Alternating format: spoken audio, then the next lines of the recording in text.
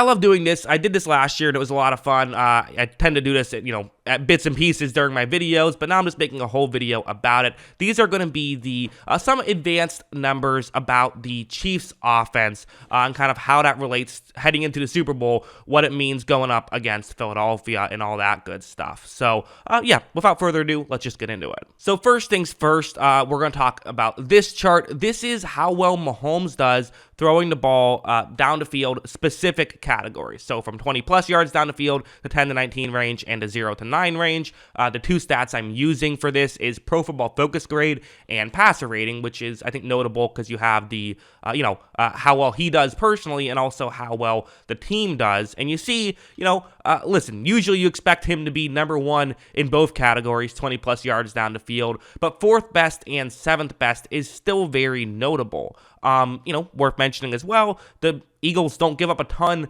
down the field there, though, so that could be good on good there. Also, the 19th passer rating, 10 to 19 down the field, and 11th in PFF grades. So over the middle, not as dominant. They've actually been kind of human in that area and a little bit below average if you look at the passer rating in that area. So if that is where Kansas City tries to do a lot of their work, Philadelphia might be able to to take advantage of that. And maybe for Philadelphia, that's where you try to get Kansas City to do a lot of their work because they're not as good at it.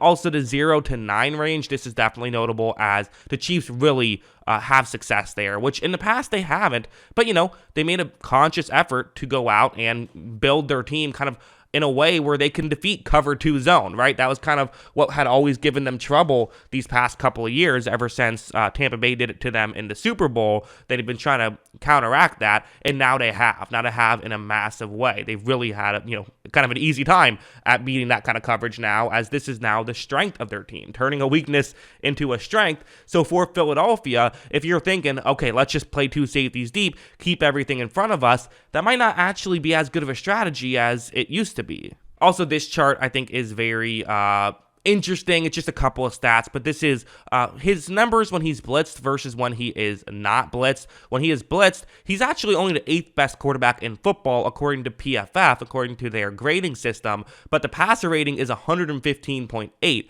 Whereas he actually gets a little bit better personally when he's not blitzed, but the team gets a little bit worse. So basically, long story short, make sure that you're not blitzing him because, even if it's maybe not him as much this year, still the team has a ton of success against the blitz. Do the Eagles blitz a lot? No, they don't blitz a little either. They're currently at 22.1 blitz percentage, which is middle of the pack. They're not one of these teams that blitzes all the time, but they're not a team that never blitzes. They'll throw some healthy amount of blitzes in there. They're kind of your average team. So maybe a potential opportunity to take advantage if you're Kansas City and they do decide to blitz. Also maybe a warning if you are Philadelphia.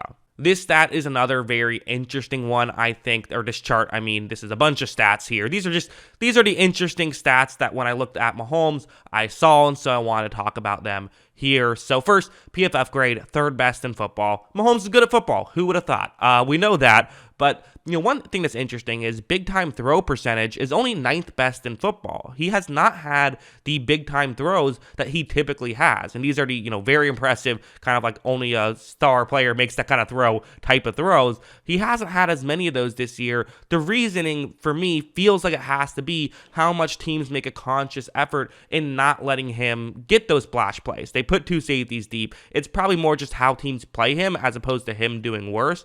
But another thing worth noting is the turnover-worthy play percentage. This is a guy who's typically constantly put the ball in harm's way. This year he has not, and again, that might be because of how teams play him, right? He's not pushing the ball down the field and taking as many chances because he can't. Maybe he has made a conscious effort, in this sort of dink and dunk new era of Mahomes, that you're seeing him not turn the ball over as much, or at least not put the ball in harm's way as much. And because of that, if you're the Eagles, well, you might be thinking, hey, Jalen Hurts, he doesn't turn the ball over. We're in a great spot here. Mahomes doesn't either. So there's a very real chance there's little, if any, turnovers in this game. So if you get an opportunity, you have to take advantage. Also, the ADJ percentage, that means adjusted completion percentage.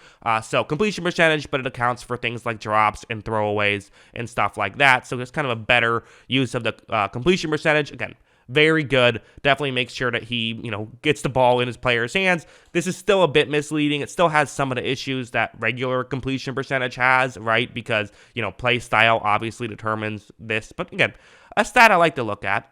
One thing that is notable, though, is time to throw. He does not get rid of the football quickly. That's not an aspect of Mahomes' game, although it's a little bit different. And this is why it can be maybe an error to just look at a stat and not think further into it. I love stats, but you have to use stats with context, which I think most people that, are deeply involved in stats do, but some people that aren't don't.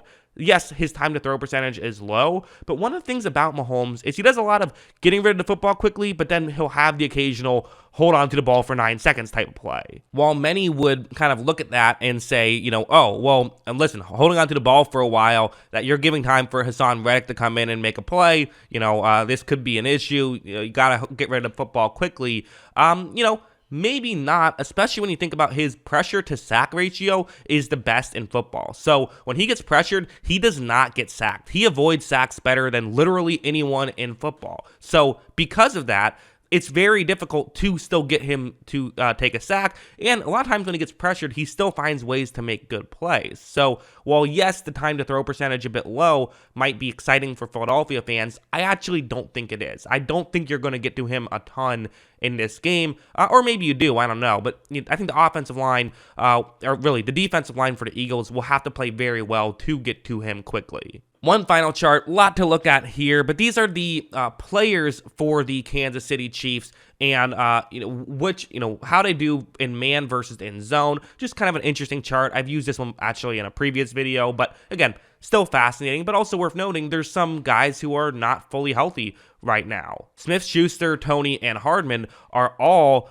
guys who are not fully healthy and could potentially be out of the Super Bowl. So that's just worth noting, especially because, someone like Kelce at the top of the list, he dominates both man and zone, but is a little better against zone. His yards per route ran is 2.73, whereas his yards per route ran in man is 2.13. But Smith-Schuster is a guy who, again, I'm going to kind of go through this a little bit quickly. Hopefully it's not too fast. You can feel free to pause it and look at it if you want to. But Smith-Schuster performs better in zone than in man. Kadarius Toney performs better than in zone versus in man. And then, also Hardman, who I said is banged up.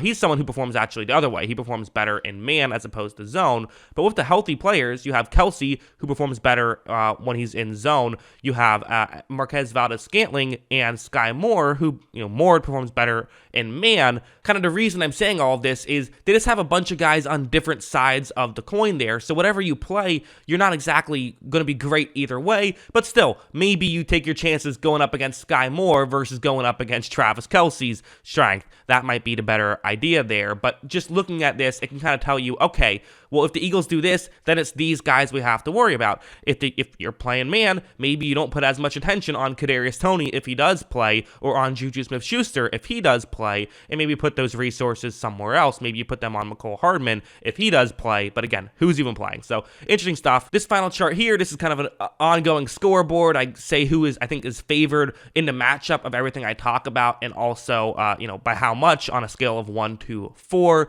For this, I don't think there's anything massive here, but I do think there are slight benefits to the Chiefs. So I'm giving the Chiefs 1 point here, but it's nothing massive. I kind of like, a couple of things, how Mahomes gets rid of the football quickly, or doesn't turn pressures into sacks and things like that. I like that, and also, I think there's other things that he can do well, like the 0 to 9 range. That really, I think, excites me because you can attack the Eagles in that area a little bit better than down the field. So, yeah, that's my reasoning. What do you guys think? Let me know in the comments below. Always love hearing from y'all, and of course, as always, thanks for watching. If you like movies, check out my movie review channel. Every single movie title you see on the screen, I have a video about coming out within the next 2 weeks. I'm uploading a video every day for 2 weeks, so definitely make sure you're subscribed there. The link is in the description below. I got some other stuff on there too, some like breakdowns of certain scenes I like and things like that, so check it out.